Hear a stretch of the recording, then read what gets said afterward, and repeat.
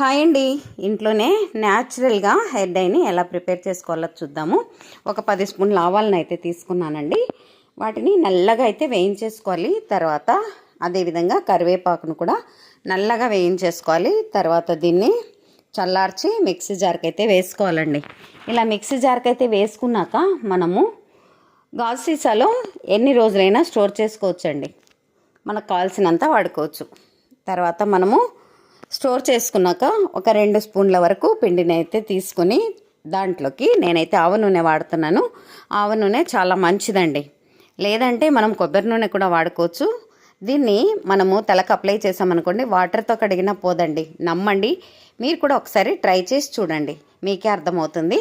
మీకు ఎలా వచ్చిందో కామెంట్ బాక్స్లో చెప్పేసేయండి. చూడండి, నేనైతే ఆవ నూనె వాడుతున్నాను. మీరు కొబ్బరి నూనె వాడి కూడా ట్రై చేసి రిజల్ట్ ఎలా ఉందో చెప్పండి. నచ్చితే లైక్ చేసి మన ఛానల్ని సబ్స్క్రైబ్ చేయండి. Thank you.